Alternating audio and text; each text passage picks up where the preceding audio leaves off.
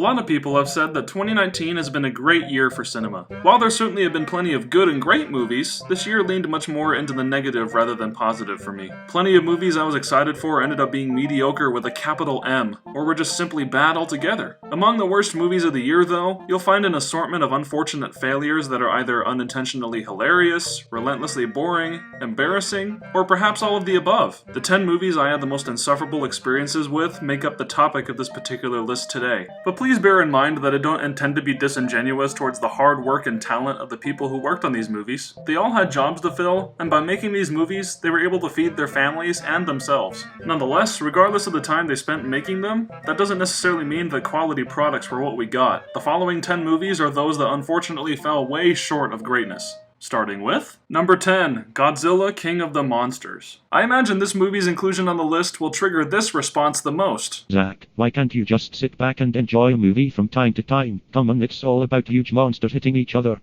Just have fun. To which I say, yes, it is possible for me to sit back and enjoy a movie for once. However, this movie really isn't about huge monsters hitting each other, when really the screenplay is 85% military buzzwords, awful jokes, and Millie Bobby Brown aimlessly running around everywhere. And also, how can I have fun watching dumb monster action when most of it is muddled by pervasive weather effects, grainy cinematography, and colors that are so vibrant and unnecessarily bright that my eyes hurt from looking at the screen? I'm sorry to burst your bubble, but this is not how you make a Godzilla movie. If you want a good Godzilla film, go watch the original 1954 film that started it all. Number 9, The Secret Life of Pets 2. I was never a big fan of Illumination to begin with, but The Secret Life of Pets 2 set a new low for them. While it may be mostly inoffensive and passable for young kids, this had to be one of the laziest screenplays of the entire year. It's essentially a collection of 3 bad B-plots from a mediocre Nickelodeon show made into a movie, in which all 3 storylines are forgettable, pointless, and basically have nothing to do with each other. Any sort of effort made to tell the story with real characters like the first movie did was dropped here for the sake of giving Universal a reason to sell more Secret Life of Pets merchandise.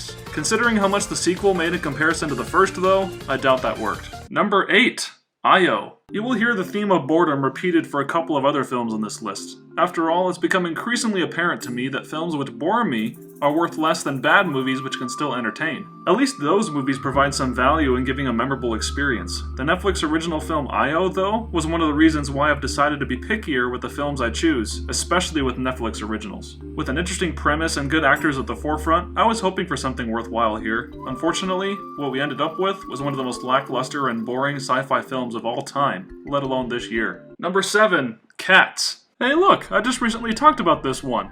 Cats absolutely needs to be mentioned again though, for it is a stalwart example of how out of touch Hollywood can be from time to time. The original Broadway musical supposedly didn't have much of a story anyway, so translating that material into a film already creates a disadvantage for the audience. But then matters were made worse when we all saw those horrific character designs and how they were used in the film. It all culminates in a fever dream that simultaneously needs to be seen to be believed, and also avoided like the bubonic plague. The fact that Universal literally sent a day one patch to theaters and pulled the film from its Oscar consideration list should speak volumes. Number 6, The Curse of La Llorona. I used to like the Conjuring franchise, but then they started making awful spin-offs, with The Curse of La Llorona arguably being the worst of them all. It pains me to say this because elements of a potentially terrifying horror film were here, between talented lead actress Linda Cardellini, competent cinematography, and material borrowed from an infamous Mexican legend. But no, what we got is exactly as boring, contrived, and predictable as any haunted house movie ever made. The jump scares in this movie are so monotonous and repetitive that you could even go watch Cats and end up more frightened. Since this film's director was hired to direct The Conjuring 3,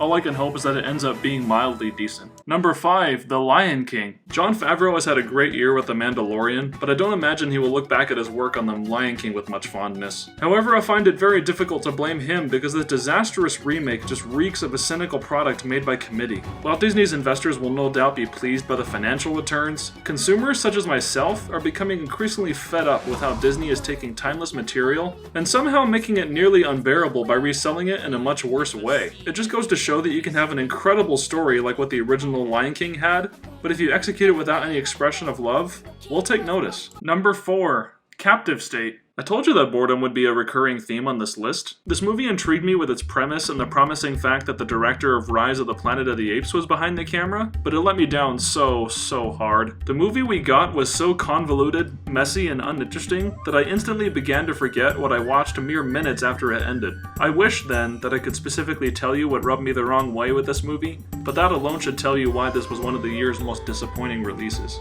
Number 3, Serenity. I've got to be straight with you. If you were actually going to watch any movie on this list, I would recommend Serenity. Believe me when I say that it's absolutely horrendous, but in the best ways possible. Other than having to sit through a lot of boring drivel, you must see Serenity simply for one of the most insane twists in movie history. The way that the filmmakers take things so seriously makes the story quite hilarious in the last 30 minutes, and I couldn't believe what I was seeing. It's hard for me to grasp that this came from the same guy who wrote and directed Locke, but nonetheless, Serenity more than earns a spot on this list. Number 2, 47 Meters Down, Uncaged. I can understand why someone would like the original 47 Meters Down. The sequel, however, is unforgivable, hilariously atrocious garbage. The only evidence anyone ever needs for why 47 Meters Down Uncaged doesn't work is because of a scene in which a fish literally screams at the main characters. Yeah, I'm not even joking. This is about as dumb as horror schlock gets, but there's a degree of fun to be had there if you give it a shot, I suppose. Get together a big group of friends and have fun laughing at all the absurd and contrived stuff that happens during the 90-minute runtime. Just don't expect anything of redeemable quality. And number 1 is Wine Country. I.O. may have been the movie that caused me to question the worth of watching mediocre Netflix movies, but Wine Country iced the cake. Life is too short, so time is only worth spending on the good stuff on Netflix, not pandering, dull, mean-spirited, and horrifically awkward excrement like this. I had to break this movie up across 4 days just to get through it, since everything about it kept making me feel very uncomfortable. Not to mention that the story had nothing of any real interest, apart from flaunting first world problems and reveling in high-class society without any sense of pleasure for the viewer. More than any other movie I saw this year, Wine Country just left me feeling angered and frustrated. And in my defense, the only reason why I watched this voluntarily is that it served as Amy Poehler's directorial debut. She's a very funny person, but the material she was given to work with sucks. It's not only my hope that her next movie can be of much greater worth, but also that 2020 doesn't bring about anything nearly as painful.